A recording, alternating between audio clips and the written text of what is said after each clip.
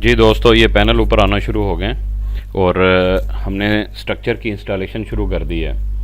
तो अभी हम एक रे में पैनल रखेंगे और ये देखें, एक तरफ टीम पैनल रख रही है और ये लेंथे रख के उसको बैलेंस करना शुरू कर दिया है और ये हम फीट उसके इंस्टॉल कर रहे हैं। तो ये पैर हम बनाएंगे, इनके टांगें और पाँव जो हैं वो अपने साथ एक दूसरे के साथ जोड़ेंगे। और इसमें जो नट बोल्ट हम यूज़ कर रहे हैं वो इम्पोर्टेड यूज़ कर रहे हैं, रस्ट प्रूफ हैं और ये स्ट्रक्चर भी रस्ट प्रूफ है। तो इस पूरे सिस्टम को हम शाम के वक्त इंस्टॉलेशन हमने स्टार्ट की है। उसकी वजह यह है कि यहाँ पे गर्मी बहुत ज़्यादा थी, मौसम काफ़ी तल्ख हो रहा था, तो हमने ये प्लान किया कि इसको थोड़ा सा लेट इवनिंग में शुरू किया जाए। ये अस्करी सीमेंट के पास सिस्टम लग रहा है और देखें कितनी खूबसूरत जगह है, बहुत ज़्यादा ग्रीनरी है, बहुत अच्छी जगह है। और ये देखें दोस्तों, हमारे सारे पैनल ऊपर आ चुके हैं और हम अब उसकी स्ट्रक्चर की इंस्टॉलेशन कर रहे हैं। तो अब हम स्ट्रक्चर खड़े कर चुके हैं, अब उनके निशान लग रहे हैं और उसके बाद रावल बुल्टिंग होगी। तो रावल बुल्ट्स लगने के बाद जो इनकी ये जो सेंटर लेंथ है, आप देख रहे हैं कि इसके अंदर हल्का सा सैग आ रहा है। तो इस सैग को ओवरकम करने के लिए हमने इसकी एडिशनल लेग्स बनवाई हैं जो कि इसके सेंटर में लगेंगी, जो इसको सेंटर में सपोर्ट देगी।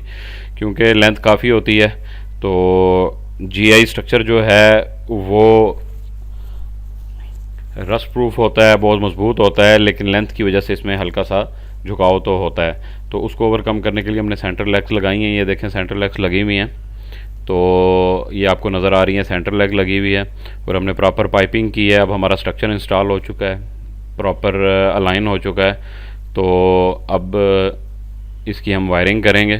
फ़िलहाल हमने पाइपिंग करके मेन केबल्स पहुंचाई हैं और उन पाइप्स को जो है वो हम प्रॉपर ज़मीन में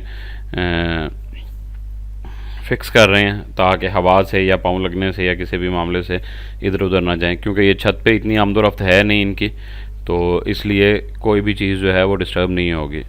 और स्ट्रक्चर के दरमियान में हमने प्रॉपर गैप दिया है। अगले स्ट्रक्चर और पिछले स्ट्रक्चर के दरमियान में हमने 7 से 8 फुट का गैप दिया है ताकि अगले स्ट्रक्चर का साया पिछले स्ट्रक्चर में ना जाए।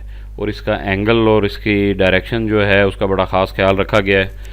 और ये देखें, ये इसके पाइपिंग है और ये कुछ पैनल हमने एक साइड पे लगाए हैं। तो जी दोस्तों, अब हमारी नीचे दूसरी टीम जो है वो इंस्टॉलेशन कर रही है इन्वर्टर की।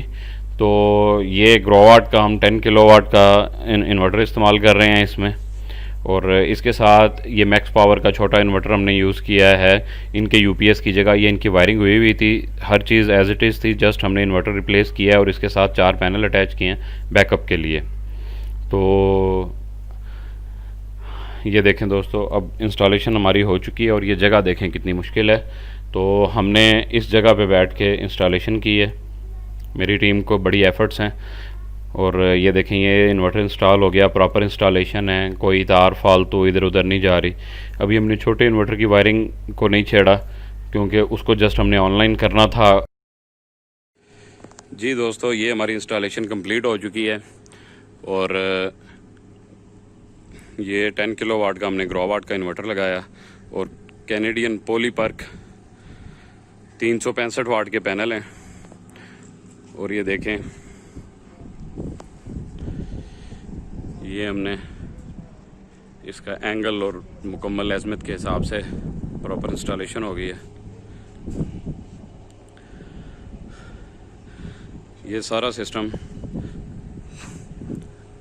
ये देखें पीछे अस्करी सीमेंट फैक्ट्री नज़र आ रही है। ये अस्करी सीमेंट के साथ मदरसा और घर है, वहाँ पे मैंने इंस्टॉल। ये दोस्तों 4 पैनल हैं जो हमने ऑफ ग्रिड सिस्टम के साथ लगाए हैं और ये भी कैनेडियन पॉलीपर्क है 365 वाट। और ये बैकअप के लिए है, थोड़े से लोड के लिए। बाकी जो सिस्टम है वो जिस तरह आप देख रहे हैं, ये सिस्टम है, ये ऑन ग्रिड के साथ कनेक्टेड है। तो ये अल्हम्दुलिल्लाह हमारी इंस्टॉलेशन कंप्लीट हो चुकी है। तो आप कमेंट में हमें बताइएगा कि आपको हमारी इंस्टॉलेशन कैसी लगी, और अगर कोई सवाल हुआ तो वो भी हमसे पूछिएगा। जज़ाकल्लाह खैर।